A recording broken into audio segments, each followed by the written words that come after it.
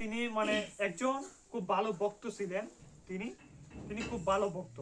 তখন তিনি মনে মনে ভাবতেছেন যে আমি এত কিছু করি, ভগবানকে এরকম ভাবে আমি ডাকি, প্রতিদিন আমি ভগবানকে ডাকি, ভগবানের পূজা করি, কিন্তু অথচ আজকে আমার এই রূপটা হয়েছে কিসের জন্য?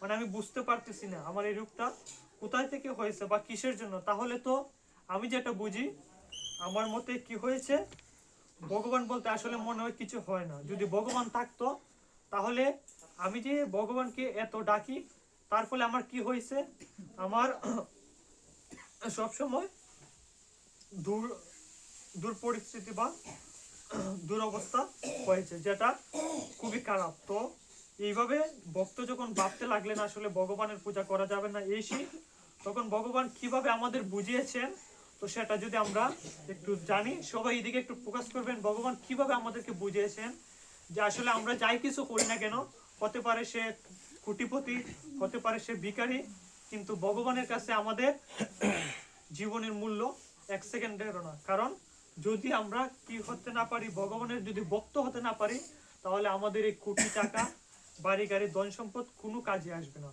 তো ঠিক সেইভাবে আমরা কি দ্রৌপদী মাতাকে চিনি সবাই? চিনি সবাই?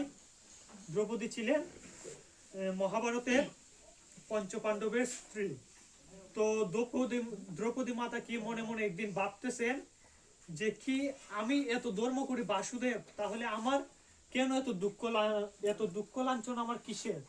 আমি তো আমার জন্মের পূর্বে থেকে আমি তোমাকে তোমার সেবায় নিয়োজিত, তাহলে কেন আমার এই পঞ্চস্বামী এবং কেন আমার এই অবস্থা? তখন বাসুদেব শ্রীকৃষ্ণ কি বলছেন, বলছেন তুমি কি তোমার পূর্বে জন্মের কথা কিছু বলতে পারো? তখন দ্রৌপদী বলেছিলেন হ্যাঁ আমি বলতে পারি কয়েক জন্মের কথা। তখন ভগবান শ্রীকৃষ্ণ বলেছেন তুমি তোমার পূর্বে জন্মের কথা মনে করতে থাকো। কিন্তু দ্রৌপদী দেখলেন প্রায় 50-60 বছর পূর্বে পর্যন্ত উনি ভাবতে পারছেন, কিন্তু তারপরে উনি কোনো পাপ উনার মধ্যে খুঁজে পান নাই। তারপরে ভগবান শ্রীকৃষ্ণ বলছেন তুমি দেখো তুমি তোমার পূর্বজন্মে একজন বৈষ্ণবী ছিলে, এবং তুমি কার ভক্ত ছিলে? মহাদেবের ভক্ত ছিলে। কথাটা সবাই মনোযোগ দিয়ে শুনবেন। আসলে কর্ম আমাদের কিভাবে আমাদেরকে আমরা কর্মের প্রতি আসক্তি। ভগবান শ্রীকৃষ্ণ কি বলছেন, কর্ম যদি তোমার ঠিক না থাকে, তুমি যত বড় কোটিপতি আর টাকা হলে হও না কেন, তোমার কোনো ভ্যালু থাকবে না কার কাছে? ভগবানের কাছে। তো এইভাবে তখন বাসুদেব শ্রীকৃষ্ণ কি করলেন, যখন তার পূর্ণজন্মের কথা স্মরণ করাতে লাগলেন, একদিন কি দেখলেন, দেখলেন দ্রৌপদী মাতা কি করতেছেন, তিনি মহাদেবের কাছে বর চাইতেছেন যে মহাদেব আমাকে একজন শক্তিশালী স্বামী প্রদান করুন। তারপর কি বলতেছে সবাই মনে রাখবেন, প্রথম কি বলছে যে আমাকে একটা শক্তিশালী স্বামী প্রদান করুন। দ্বিতীয়ত বলছে সে যেন বিশ্বের সবচেয়ে বড় ধনুকধারী হয়। তৃতীয় কথা কি বলছে, সে যেন সত্যবাদী হয়। চতুর্থ বলছে সে যেন একজন যোদ্ধা হয়। পঞ্চম কি বলছে, সে যেন বীর শক্তিশালী শ্রেষ্ঠ একজন বলশালী হয়। তো কয়টা বলছে দ্রৌপদী, বলছে কয়বার বলছে? 5 বার। তো আমরা যদি একটু লক্ষ্য করি, মহাদেব মনে মনে ভাবতেছেন আরে তুমি কি করতেছো, মানে একটা লোকের ভিতরে তো আমরা জানি সাধারণত যে কোনো একটা দিক ভালো থাকবো, ঠিক না? কিন্তু পাঁচও দিকে আমরা জানি কোনো লোক ভালো থাকে না। তখন যখন দ্রৌপদী মাতা কি করলেন, এই 5 বার যখন আশীর্বাদ চাইলেন, মহাদেব বাবা কি করলেন, 5 বার তথাস্তু তথাস্তু বলতে লাগলেন। তাহলে কি হয়েছে, ওই যে বাসুদেব শ্রীকৃষ্ণ বুঝাইছেন যে তুমি তোমার পূর্বজন্মে কি করেছিলে, তুমি তোমার মনের বাসনা এমন ভাবে আকাঙ্ক্ষা করেছিলে মহাদেবের কাছে যে আমাকে ধনুকধারী স্বামী, বীর বলশালী স্বামী, তো একজনের ভিতরে এত গুণ দেওয়া সম্ভব নয়। তাই এ কারণে আজ তোমার এই মনুষ্যকুলে জন্ম নিয়ে তুমি কি হয়েছ, আজকে পঞ্চ পাণ্ডবের স্ত্রী রূপে তুমি ধারিত হয়েছ। বুঝতে পারছি আসলে কর্মফলটা আমাদের কিভাবে আমাদের উপর প্রভাব ফেলে, সেটা খুব বড় বিষয়। যেমন আমরা মনে করি যে আমাদের যখন জড়াবেদে হয় সেটা মনে ভগবানের হাতে, আমরা যখন মৃত্যুবরণ করি সেটা ভগবানের হাতে। আসলে মূলত ভগবানের হাতে কিছুই নাই, সবকিছুই আমাদের কর্মের ফল। আমরা অনেকে ভাবি যে তারা 3 ভাই, তারা কি ভাবতেছে, তারা ভাবতেছে মানে 3 ভাই একসাথে জন্ম নিয়েছে, তারা নেওয়ার পর কর্মের ফলটা কিভাবে আমাদের জীবনে প্রভাব ফেলে সেটাই এই অধ্যায়ে ভগবান শ্রীকৃষ্ণ আমাদের বুঝাতে চেয়েছেন। তখন কি বলছেন, তারা 3 ভাই, মানে পূর্বজন্মে তারা কি ছিল, 3 ভাই। কিন্তু তারা যখন, আমরা জানি কিন্তু আমাদের কিন্তু পুনর্জন্ম হয়, এবং সেটা কেন হয়, সেটা হচ্ছে আমাদের ভিতর যখন কোনো আকাঙ্ক্ষা থাকবে যেটা আমাদের পূর্ণ হবে না, তখন কিন্তু ভগবানের কৃপায় আমাদের সেই আকাঙ্ক্ষা পূর্ণর জন্য আবার আমাদের পুনর্জন্ম হয় অন্য রূপে। তো সেইভাবে তারা 3 ভাইয়ে তারা 3 ভাই কি করেছিল, তারা 3 ভাইয়ে মানে 3 ভাই, 2 ভাই ছিল খুব স্বাবলম্বী এবং 1 ভাই কি ছিল, মানে দরিদ্র, যেটা আমরা বুঝি। তো একদিন কি করলেন, একজন বৈষ্ণব তাদের দুয়ারে গেলেন, গিয়ে বলতেছেন, প্রথম গিয়েছে বড় ভাইয়ের কাছে যাওয়ার পর বৈষ্ণব বললেন, হে প্রভু, আমি 15 দিন বড়া অনাহারে ভুগছি, যদি আমাকে কিছু অন্ন দেন তাহলে আমি আহার করতাম এবং আমার ভুখ নিবারণ করতাম।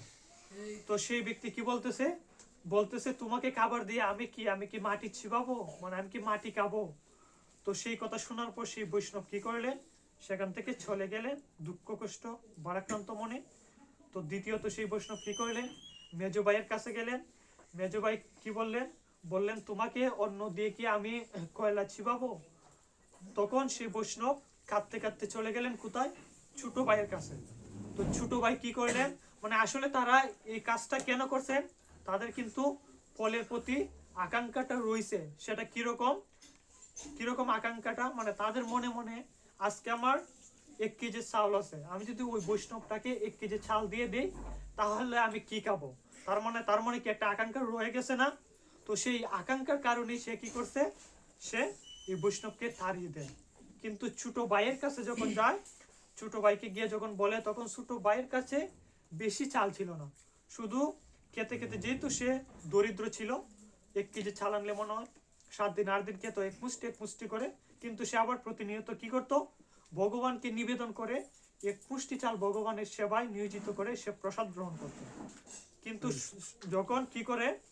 যখন বৈষ্ণব সেই ভাইয়ের কাছে যায়, সেই ভাই কি করে, সেই 1 মুষ্টি চাল ভগবানের থালা থেকে এনে সেই লোকটাকে দিয়ে দেওয়ার পরে কি হয়, তো উনি তো কি করেন, চলে যান বৈষ্ণব, উনি তো মনে মনে খুশি, প্রসাদ পেয়ে গেছেন অন্যের বদলে। তো এভাবেই তো তাদের কি হয়, তাদের মনে মনে, সবার মনে মনে ওই তাদের 2 ভাইয়ের মনে কি একটা আকাঙ্ক্ষা রয়ে গেছে না, যে আমাদের সবসময় থাকবো, আমরা কাউকে সেটা দিব না, মানে আমাদেরটা চিরস্থায়ী, সেটা কখনো কি হবে না, ক্ষণস্থায়ী হবে না। তো সেটা যখন ভাবছে, তখন তাদের 3 ভাইয়ের কি হয়, আবার পুনর্জন্ম হয়। পুনর্জন্মে কি হয়, পুনর্জন্মে ওই যে ছোট ভাই ছিল না, সেই ছোট ভাই কি হয়েছে, সেই ছোট ভাই একজন রাজার পুত্র রূপে জন্মগ্রহণ নিছে। আর তারা 2 ভাই, ওই যে মেজো ভাই আর বড় ভাই ছিল, তারা একজন কি করে, একজন এই পৃথিবী লোকে কি করে, আবার যখন পুনর্জন্ম হয়, একজন দেখা যাচ্ছে মানে ভোগ নিবারণের জন্য সে কি করছে, সে মাটি চিবাচ্ছে, ওই যে আগে বলছিল। তখন আর বড় ভাই কি করতেছে, সে কয়লা চিবোচ্ছে।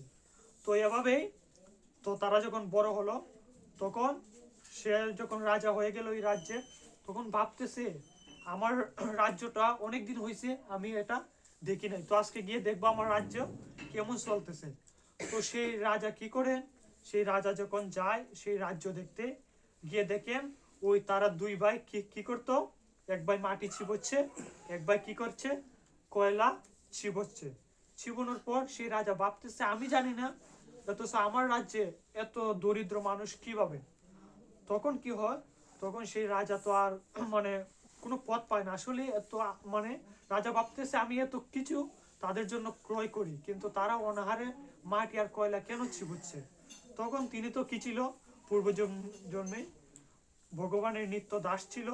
তো সেই ভগবান কি করেন, তো সেই ভগবান সেই কাহিনীটা আবার ওনার কাছে তুলে ধরেন, যে আসলে এতে মানে রাজা মনে মনে ভাবতেছে, হে মাধব, হে গোবিন্দ, হে কৃষ্ণ, আমার কি তাতে কোনো ভুল আছে? যেহেতু আমরা কি জানি একজন রাজার কর্তব্য যেন তার রাজ্যের মধ্যে কোনো ব্যক্তি অনাহারে না থাকে। আমরা যারা উৎসব করি আমাদের কর্তব্য কি যেন কোনো ভক্ত প্রসাদ না পেয়ে চলে না যান, ঠিক না? সবাই যেন প্রসাদ পেয়ে যান, কিঞ্চিত মাত্র হোক সেটা। তো সেইভাবে রাজা যখন নিজেকে নিজে দোষ দিতে লাগলেন, তো তখন কি হয়, তখন ভগবান শ্রীকৃষ্ণ একজন বৈষ্ণব রূপে ওনার স্বপ্নে দেখা দেন যে আসলে এখানে দোষ তোমার নাই, ওনাদের কর্মফল ওনারা কি করছেন, কাঁদতে হয়েছে। তো এতটুকুই। তো ভগবান শ্রীকৃষ্ণ কি বলছেন, ওনার ওনার কিসের জন্য এরকম হয়েছে, কর্মফল। ঠিক আমরা কি করব, মায়েরা বাবারা যারা আছেন এখানে সবাই একটা জিনিস মনে রাখবেন, যত রূপ জড়াবেদি যাই কিছু হোক না কেন, কখনো কাকে দোষ দেওয়া যাবে না, ভগবানকে দোষ দেওয়া যাবে না। কারণ কি, আমাদের কর্মফলের কারণে আমাদের রোগ সুখ জড়াবেদি হচ্ছে, এবং যখন আমাদের কর্ম থেকে আমরা মুক্তি পেয়ে যাব, এগুলি এমনি কেটে যাবে। আর আমরা জানি ভগবানকে দোষ দিয়ে কোনো লাভ হবে না, কারণ সবটা হচ্ছে কি আমাদের কর্মের ফল। তো তারপর ভগবান শ্রীকৃষ্ণ কি বলছেন, এই জন্যই বলছেন তোমার মূল উদ্দেশ্য হচ্ছে তুমি আমার নিত্য দাস, তুমি আমার দাস রূপে আমার সেবা করবে। তারপর আরেকটা কি বলছেন ভগবান শ্রীকৃষ্ণ বলছেন, ভগবান শ্রীকৃষ্ণ কি বলছেন, ভগবান শ্রীকৃষ্ণ বলতেছেন ইয়দ্বাপি শরণম বাবা তেজতন্তে কলেবরম। কি বলছেন, ইয়দ্বাপি শরণম বাবা তেজতন্তে কলেবরম তৎময় বৈদিক কুন্তেয় সদত ভাবিত। অর্থাৎ ভগবান শ্রীকৃষ্ণ আবার কি বলছেন, বলছেন তুমি কি করো, কর্ম করো, সেটার প্রতি আকাঙ্ক্ষা না করে। কিন্তু আকাঙ্ক্ষা যদি আমরা রাখি, আমরা কি হবে, আমাদের আবার বারবার জন্ম হবে, 84 লক্ষ জনী ভ্রমণ করতে হবে, কিন্তু আমাদের কি হবে, আমাদের কখনো মুক্তি হবে না। সেই জন্যই ভগবান শ্রীকৃষ্ণ আমাদের আকাঙ্ক্ষা ছেড়ে কি করতে বলছেন, কর্ম করতে। তারপর ভগবান শ্রীকৃষ্ণ কি বলছেন, অন্তিমকালে যিনি যে ভাব স্মরণ করে দেহত্যাগ করেন, তিনি কি করেন, তিনি তৎক্ষণাৎ আমাতে ভাবিত হন বা আমাকে লাভ করেন। এখন ভগবান আবার কি বলছেন, এখানে বলছেন অন্তিমকালে যদি কোনো ব্যক্তি কি করে, আমাকে স্মরণ করে দেহত্যাগ করে, তিনি আমাকে প্রাপ্ত হন। তাহলে সেটা কি মনে একটা কটকা লাগে না? ভগবান এখানে বলছেন তুমি শুদ্ধ চিত্তে তুমি কি করো, কর্ম করো। আবার এখানে বলতেছেন অন্তিমকালে যদি আমার স্মরণ করো, তুমি কি আমার দামে প্রাপ্ত হবে। তাহলে এখানে একটা প্রশ্ন উঠে না? তার মানে তো আমরা বুঝি কি, আমাদের সারা জীবন আমাদের ভালো কর্ম না করলেও চলবে, ঠিক না? মানে ভগবানের কথায় কিন্তু প্রশ্নটা উঠে, ঠিক না? তো সেটার জন্য ভগবান শ্রীকৃষ্ণ কি বলেছেন, আমরা একটা জিনিস কি জানি, আমরা যখন স্কুলে পড়ি, আমরা যদি সারা বছর না পড়ি, যখন আমাদের অন্তিম সময় এসে যায়, মানে কি এসে যায়, আমাদের যখন ফাইনাল পরীক্ষার এক্সাম চলে আসে, তখন কি 1 মাসে পরীক্ষা আমাদের পরীক্ষায় ভালো করা কিছু সম্ভব না। যদিও হয় সর্বোচ্চ আমরা 33 পেয়ে পাশ করতে পারবো। তো ভগবানের কথাটা ঠিক যুক্তিটা সেরকমই। ভগবান শ্রীকৃষ্ণ কি বলছেন, তুমি মনে মনে এতটা ফরাগত হইও না যে মানে অন্তিমকালে বলছি দেখে তুমি অন্তিমকালে আমার চিন্তা করলে যে আমাকে প্রাপ্ত হবে। অন্তিমকালে তোমার মধ্যে কথাটা তখনই আসবে যখন শুরু থেকে তোমার মধ্যে কি হবে, আমাকে নিয়ে অভ্যাসগত তোমার বাসনা থাকবে, অভ্যাসগত তোমার চেতনা থাকবে। তো মূলত কথাটা হচ্ছে এটাই, ওই যে এখানে বলছে অন্তিমকালে ভগবান বলছে দেখে অন্তিমকালে কিন্তু আমরা ভগবানকে মানে আমরা যত চেষ্টা করি না কেন, অন্তিমকালে কিন্তু খুব কম মানুষেরই ভগবানের কথা স্মরণ থাকে। তো এভাবেই ভগবান শ্রীকৃষ্ণ বলেছেন, সেটা কিরকম বলছেন, অন্তিমকালে ঠিক তখনই তুমি আমাকে প্রাপ্ত হতে হবে যখন কি হবে, তোমার চিত্ত চেতনা থেকে আমাকে চাইবে। যেমনটা শেষ করে দিচ্ছি, 2 মিনিট লাগবে। যেমন আমরা ভরতকে চিনি সবাই, রামের ভাই ছিলেন। ভরত কি করতেছিলেন, একদিন উনি কিন্তু ধ্যান, ত্রেতা যুগে কিন্তু ধ্যান সাধনা এগুলো ছিল যাগযজ্ঞ। তো তারা কি করতেছেন, ভরত যখন ধ্যান করতেছেন তখন সামনে একটা হরিণকে দেখেন। দেখার পর কি হচ্ছে, তিনি মনে মনে ভাবতেছেন এই হরিণটা কিভাবে খাবার জোগাড় করে, কিভাবে সে আহার গ্রহণ করে, কিভাবে তার জীবনযাপন হয়। তো সে কিন্তু একজন সাধক ছিল, সেজন্য তিনি কি হরিণটার কথা ভাবতেছে, কিন্তু তিনি কি আমাদের মতো ভাবেন, তিনি মন থেকে ভাবতেছিল। ভাবার কারণে কি হয়, তার কি হয়, তিনি কিন্তু যখন তিনি মৃত্যুবরণ করেন, আবার তিনি কি করেন, সেই হরিণ রূপেই প্রাপ্ত হন। তো ভগবানের কথা কি, তুমি এমন ভাবে আমাকে চাইতে হবে, শুরু থেকে শেষ পর্যন্ত যদি চাও অবশ্যই তুমি আমাকে স্মরণ করতে পারবে। আবার অনেকের আরেকটা প্রশ্ন উঠে যে ভগবানে তো কইছে অন্তিম কালে স্মরণ করলে ভগবানকে পাওয়া যায়। আবার অনেক ভক্তরা যখন আবার ভগবানকে মানে সে জন্মের পর থেকেই কি সে ভগবানের সেবাতে নিয়োজিত, কিন্তু দেখা যাচ্ছে মৃত্যুর সময় তিনি কি করেন ভগবানকে ডাকতে পারে না। তখন ভগবান শ্রীকৃষ্ণ বলছে আসলে এটা তার কোনো সমস্যা না, এটা হচ্ছে আরেকটা পরীক্ষা, মানে আমাদের মতো পাপীদের জন্য আরেকটা পরীক্ষা। কি মানে ভগবান এটা বুঝাতে মানে আমাদের এটা বুঝাতে চেয়েছেন যে আমার ভক্ত যদি সারা জীবন আমাকে ভরে ডাকে, সারা জীবন ভরে আমাকে ডাকে, আমার ভক্ত যদি শেষ পর্যায়ে কি করতে না পারে, আমাকে যদি ডাকতে না পারে, ওই যে আমরা কি জানি, আমরা তো জানি আমাদের বেলার একটা টাইম আছে না, সকাল সন্ধ্যা দুপুর, কিন্তু আমাদের দেহের সকাল সন্ধ্যা দুপুরটা কি আমরা সবাই জানি? তো আমাদের সকাল সন্ধ্যা দুপুরটা কোন কোন সময়? কিশোর হচ্ছে আমাদের সকাল, যৌবন হচ্ছে আমাদের কি বিকাল, আর আমাদের সন্ধ্যা কোথায়? বৃদ্ধকাল। তো আসলে এই ঘড়ির টাইম আমাদের মূল কি বেলা না। তো আমাদের সেটা বুঝতে হবে, আমাদের বেলা মনে হয় বিকেল হয়ে গেছে, কিন্তু আমরা এখনো কি আমরা বুঝতে পারি নাই, আমরা শুধু ঘড়ির টাইম দেখি। তো সেভাবেই ভগবান বলছেন যদি মানে একাগ্র চিত্তে ভগবানকে আমরা ডাকি তাহলে শেষ পর্যায়ে কি ভগবানকে স্মরণ করে আমরা তার ভাবে ভাবিত হব। আবার ভগবান শ্রীকৃষ্ণ কি বলছেন, আমার ভক্ত যদি আমাকে শুরু থেকেই শেষ পর্যন্ত ডাকে, মানে ভগবানে একটা জিনিস কি, ভগবানে যা কিছু করুক না কেন ওনার ভক্তর কষ্ট কিন্তু উনি সইতে পারেন না। তো সেই জন্যই ভগবান এখানে আরেকটা প্রশ্ন তৈরি করছেন কি, যে আমার ভক্ত যদি অন্তিমকালে আমাকে ডাকতে না পারে তখন আমি কি করি, আমি সঙ্গে সঙ্গে আমি নিজ গুণে ভগবানের কাছে আমার ভক্তের কাছে চলে যাই। তো এই হলো কর্মযুগের আসলে আসক্তি থেকে আমরা মানে আমাদের যাই হয় না কেন জড়াবিধি সব কিন্তু আমাদের কর্মের ফল, তাই কখনো ভগবানকে দোষ দেওয়া যাবে না। আমাদের যদি সুখ আসে সেটা আমার কর্মের ফল, যদি দুঃখ আসে কর্মের ফল। এবং আমাদের কি করতে হবে, আমাদের বেলা কিন্তু আমাদের বিকেল হয়ে গেছে।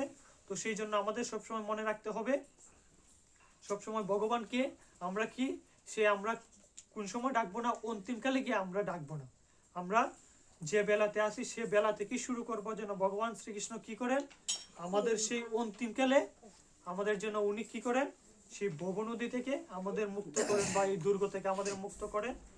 তো হরে কৃষ্ণ, এ পর্যন্তই। এখন আমাদের সামনে আরেকজন প্রভু পাঠ করবেন, তো এখন উনি পাঠ করবেন, সবাই ওনার পাঠ শ্রবণ করবেন। আর আমার যদি ভুল ত্রুটি হয়ে থাকে সবাই ত্রুটি মার্জনা করবেন। হরে কৃষ্ণ।